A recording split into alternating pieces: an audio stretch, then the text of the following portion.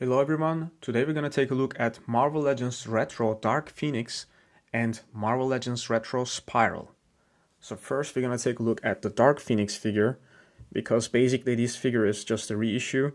We don't have so much new things going on. We're getting two interchangeable hands, two fists and two open hands, and just one head sculpt unfortunately. So with the first release we got like 3 different head sculpts. This time we're getting the face printing technology, so I think the face sculpt looks very nice. The hair also has some shading, so that's nice. And we're getting this Phoenix effect, which I'm not a big fan of. We also got this with the first release. I would have been much happier with a bigger effect, and then it would cost more, of course, but it would make this figure more worth, I would say. Because you cannot really use this piece. I mean, this is like too loose here. So I want to make her just put it like on her arm, like firing it up somehow, but it's too loose here, so it's not gonna stay here. So you could push it, but now it's on her face, so that's kind of gonna look weird. And I am sometimes trying to just make her hold it like this, but it is hard to balance, as you can see. It's not really working out. So that kind of sucks because I don't know what to do with this thing. And the Toy Biz Dark Phoenix came with a huge Phoenix effect that you could port it in, like a flight stand. So that was a nice thing. Unfortunately, we don't get that. And this time we're getting a lighter color here. It's more orangish than the dark red. And I would prefer the dark red, just like on the package. As you can see, this is darker red and there is some black shading. That would have been much nicer. I think my biggest complaint with this figure would be the red. The red color should be darker. Of course, it is like more flat colors, not like metallic colors with the first Toys R Us exclusive 2-pack. That figure, I had that before. Unfortunately, I sold it years ago.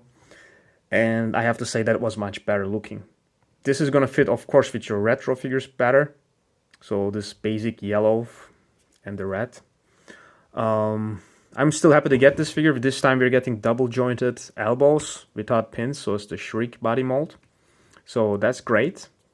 So you can make her in some kind of different poses, crazy poses. Grabbing herself, crying. That's nice. And yeah, basically the articulation is improved just because of this, and pinless joints.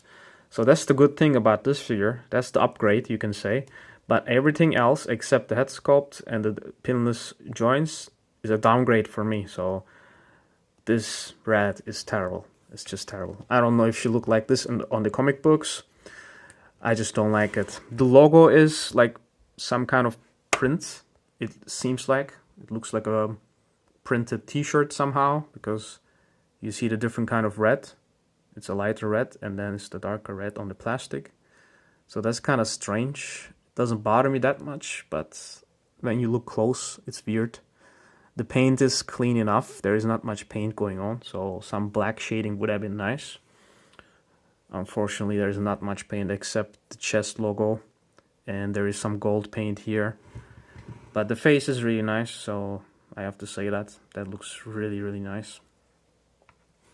So let's put her back in a pose. Let's try to make this thing stay there. I wonder if this is gonna work. So Hasbro, if you're watching this, look, this is what the struggles we are having. Trying to use the accessories that you're giving us, which don't really work. So I don't know what to do with this thing. So if you have an idea, write me in the comments, because I'm not figuring it out what to do with it. It is not working out, no. It's gonna drop. So yeah, it can stay like this. Okay, it's a bit hard to stand her as well. Alright, so now we're gonna take a look at the Spiral figure. So we are finally getting a 6-armed character, which is really nicely made, and we still get the up crunch, or up whatever this joint is called. So we got a Spider-Man, 6-armed Spider-Man, which didn't have the up crunch anymore, or doppelganger figure. They both sucked. And obviously they can do it. So this is a much smaller torso than Spider-Man's. This is a female body. And they did it. And I have to say this figure is incredible. Incredible. Really, really nice. So I don't know much about the character. I know her from the Marvel vs. Capcom. I didn't read that much X-Men comics. But it just looks incredible. So we are getting this accessories, swords, and this like we got from the Angela figure, I guess this sword as well. And these are, I think, new. I think these swords are not from a Deadpool figure. I think they're all new sculpts. And we're getting one fisted hand for the robotic arm and one open hand for a regular hand. Yeah, I'm okay with these, that we don't get that much interchangeable hands, because you're gonna pose her mostly with the swords. And let's look at the head sculpt.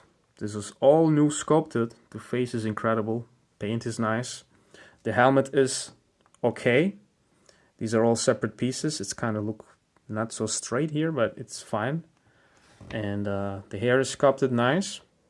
Of course, it's gonna make some problems with the articulation, but it is still soft in a way, so you can turn it a little bit and to the other side, so that's okay. And this chest pieces are all sculpted. The paint is not so good, but I'm glad they sculpted this. So this is a completely new sculpt. Here the cloth has some details. That's nice. So it's not just a piece of plastic. And her breasts are sculpted well. Not like these. Unrealistic. I mean, not unrealistic, but not really comic accurate, you can say. Looks like a teenager body, and this looks like a woman.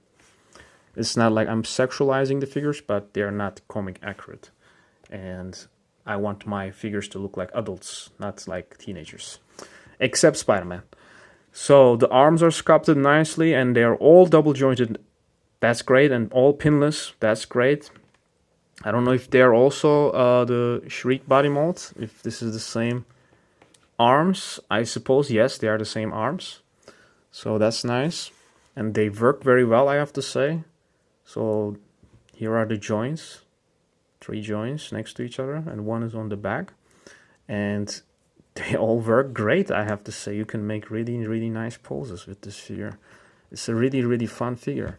So the leg is all new sculpt. We have a pouch here and this boot piece, and we are still getting the cloth details, as you can see everywhere. We got a new belt. The back of the figure looks very nice as well. So we got a one robotic arm, cyborg arm, whatever it is. That's also silver enough. I have to say this looks nice.